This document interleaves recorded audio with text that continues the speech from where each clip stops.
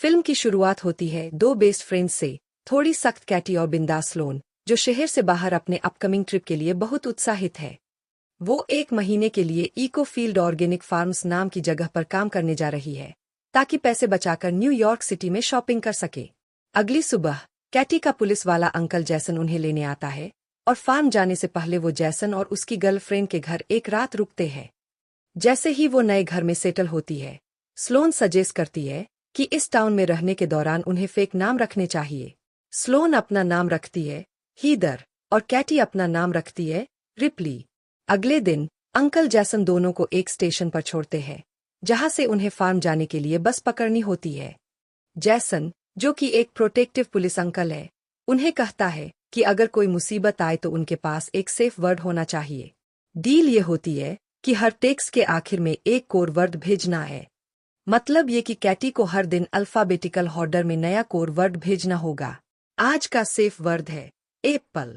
Uncle के जाने के बाद बस आने में अभी करीब 1 घंटा बचा होता है, तो दोनों कैफे में वेट करने का फैसला करती है।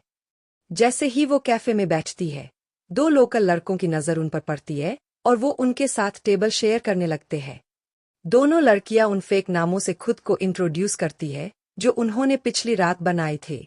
वही लड़के खुद को भाई बताते हैं, जिनके नाम है जेड और लुकस। जेड और लुकस उन्हें उनके वर्क प्लेस तक छोड़ने का ऑफर देते हैं। शुरुआत में कैटी थोड़ी हिचकिचाती है, लेकिन स्लोन की खामोश रिक्वेस्ट देखकर वो मान जाती है। दोनों लड़कियां नीले रंग की ट्रक में चढ़ जाती है, लेकिन चीजें प्लान के मुताबिक नहीं जाती। जेड जानबूझकर उस फार्म को क्रॉस कर जाता है जहां कैटी और स्लोन को जाना था, जिससे दोनों लड़कियां कंफ्यूज हो जाती है।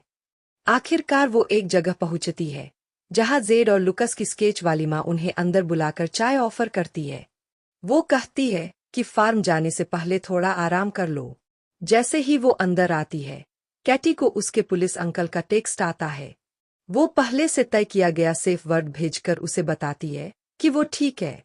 इस बीच दोनों लड़की पाई खाती है और चाय पीती है, जो शायद नहीं पीनी चाहिए थी, लेकिन वो फिर भी पी लेती है। उनकी नजर धुंधली होने लगती है, क्योंकि चाय में ड्रग्स मिला होता है।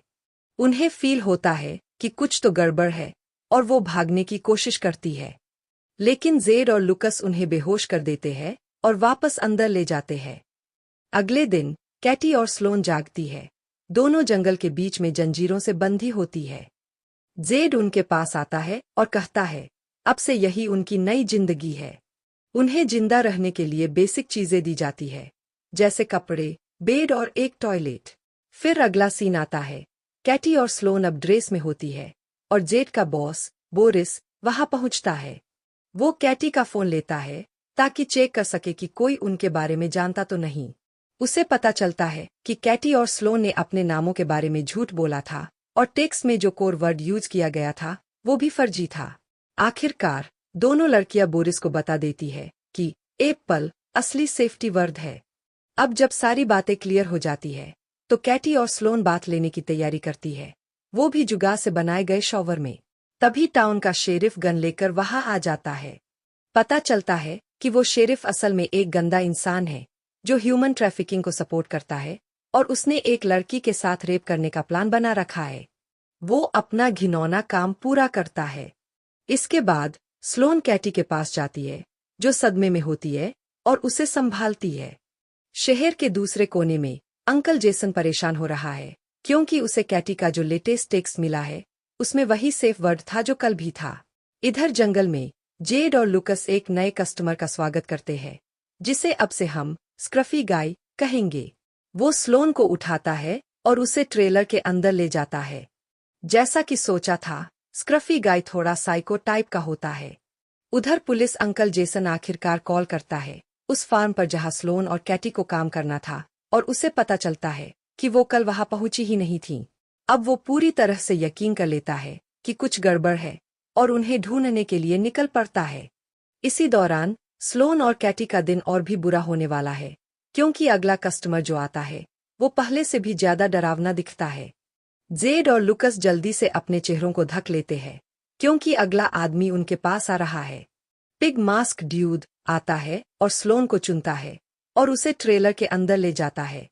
जब वो चला जाता है, तो अब कैटी स्लोन के पास आती है, जो पूरी तरह डरी हुई होती है और उसे संभालने की कोशिश करती है। हमें नहीं पता कि पिग मास्क ड्यूड ने अंदर क्या किया, लेकिन स्लोन अब और ज्यादा ट्रॉमाटाइज लग रही है। अगले सीन में अंकल जेसन शेरिफ के ऑफिस पहुंचता है और वहां आमना सामना होता है उसी भद्दे शेरिफ से जो हमने पहले देखा था। यहाँ हमें पता चलता है कि जेसन सिर्फ एक पुलिस वाला नहीं है, वो असल में एक FBI एजेंट है। वो अपनी चिंता जाहिर करता है और कहता है कि उसे पूरा शक है कि उसकी भांजी को किडनैप कर लिया गया है। प्लॉट को और ट्विस्ट देने के लिए FBI वाला अंकल किसी वजह से शेरिफ को ये भी बता देता है कि उसे कैसे पता चला कि कैटी मुसीबत में है, क्योंकि उसने नए सेफ वर्ड का इस्तेमाल नहीं किया था। अब जंगल में जाहिर है कि शेरिफ ने किडनैपर्स को बता दिया है कि कैटी का अंकल FBI में है और उसने सेफ वर्ड के बारे में झूठ बोला था। FBI की नज़र से बचने के लिए बॉस बोरिस कहता है कि जेड को जाकर दोनों लड़कियों को मार देना चाहिए और उनकी बॉडीज को ठिकाने लगा देना चाहिए। उन्हें नहीं पता कि कैटी ये सारी बातें छुपकर सुन रही है। इधर FBI अंकल जेसन उसी कैफे में जाता है जहां उसने कैटी और स्लोन को छोड़ा था। वो वहां के बारिस्ता से पूछताछ करता है कि उसे क्या याद है। बारिस्ता बहुत अच्छे से याद करता है कि कैटी और स्लोन किस रंग की ट्रक में गई थीं। अगले दिन कैटी स्लोन को बताती है कि किडनैपर्स उन्हें मारने का प्लान बना रहे हैं। तभी जेड, लुकस और स्क्रफी गाय वहां पहुंच जाते हैं। वो स्क्रफी गाय को छोड़ देते हैं ताकि वो उनकी निगरानी करे। कैटी इस मौके का फायदा उठाती है और स्क्रफी गाय को बहकाने की कोशिश करती है। जैसे ही वो उसके करीब आती है, वो उसकी गर्दन अपने दांतों से फाड़ देती है। इसके बाद दोनों लड़कियां अपनी जीरें तोड़कर खुद को आजाद कर लेती है। थोड़ी ही देर बाद वही शेरिफ वहां आता है, शायद उन्हें मारने के इरादे से।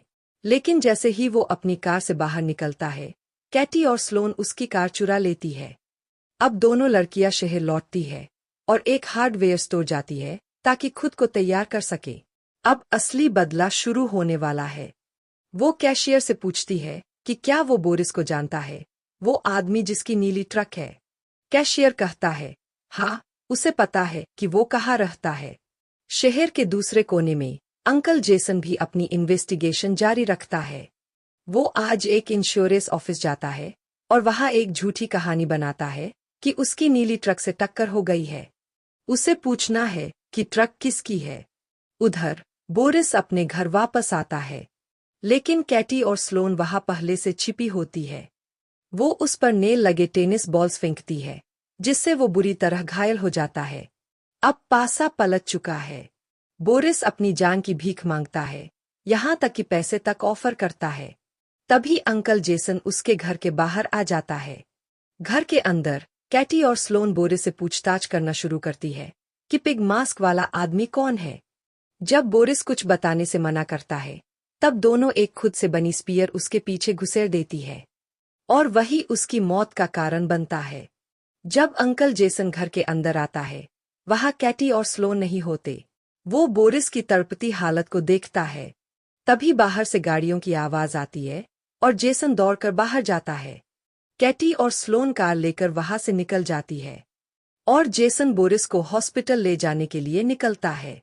अगले सीन में शेरिफ अंकल जेसन को बताता है कि बोरिस बच नहीं पाया। अब और भी ज्यादा घबराया हुआ जेसन कैटी को कॉल करने की कोशिश करता है, लेकिन तभी उसे एहसास होता है कि उसकी पहचान अब उजागर हो चुकी है और शेरिफ अपनी बंदूक निकाल लेता है। उधर कैटी और स्लोन एक चर्च के सामने कार रोकते हैं और हमें पता चलता है कि पिग मास्क ड्यूड असल में उस टाउन का पादरी है। स्लोन चर्च के अंदर जाती है और सामने खड़ा होता है उसका रेपिस्ट। कैटी की मदद से ये दो बेस्ट फ्रेंड्स मिलकर उस दरिंदे को मार गिराती है। जैसे ही कैटी और स्लोन कार में बैठकर निकलती है, हम देखते हैं कि अब वो दोनों निश्चिंत और खुश नजर आती है। लेकिन जब वो थोड़ी दूर जाकर कार रोकती है और बाहर निकलती है, तो पता चलता है कि पिग मास्क ड्यूड उर्फ पादरी अब भी जिंदा है और ट्रक के पीछे जंजीरों से बंधा हुआ है। फिर वो लोग उस पर पेट्रोल डालती है और उसे जला देती है और कार लेकर वहां से निकल जाती है। जबकि ये दोनों औरतें अब पूरी तरह कंट्रोल में है। अंकल जेसन इस वक्त खुद शेरिफ की कैद में है। और भी बुरा ये कि शेरिफ ने अब 2 और नई लड़कियों को किडनैप कर लिया है। लेकिन अब कैटी और स्लोन एक बार फिर रेस्क्यू करने पहुंचती है। वो शेरिफ को पकड़ती है और उसे रस्सियों से बांध देती है। और फिर शुरू होता है रूसी रूले का खेल। अब हमें महसूस होता है कि ये दोनों लड़कियां अब थोड़ा सनकी हो चुकी है, लेकिन शायद उन्हें दोष देना मुश्किल है।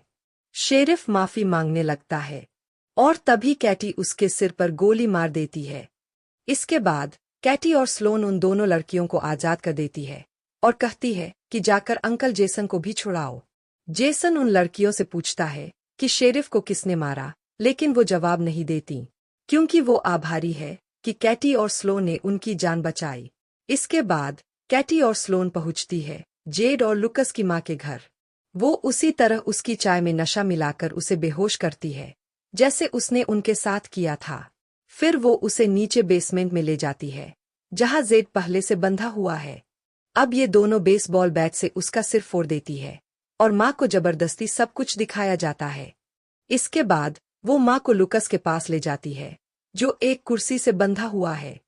लेकिन इस बार उसे मारने की जगह वो उसे खोल देती है। उसके हाथ में एक बैट थमाती है और कहती है कि अब अपनी मां को मारो। लुकस साफ मना कर देता है और फिर वो उसे गोली मार देती है। इसके बाद वो उसके शव को इस तरह से सेट कर देती है कि लगे उसने खुद को मारा है। अब ये रिवील होता है कि वो सारे मर्डर उसी के नाम पर डालना चाहती है। घबराई हुई मां अब जान की भीख मांगती है और कहती है कि उसके पास बहुत पैसा है। लेकिन कैटी उसकी जान नहीं छोड़ती, बल्कि लॉन मोवर उठाकर उसे बेरहमी से कुचल देती है। अगले सीन में अंकल जेसन कैटी के घर आता है उन्हें लेने के लिए। लगता है कि कुछ वक्त बीत चुका है। कैटी और स्लोन एयरपोर्ट पर उतरती है और काफी एक्साइटेड होकर न्यूयॉर्क सिटी की तरफ निकल पड़ती है। Don't forget to subscribe and like.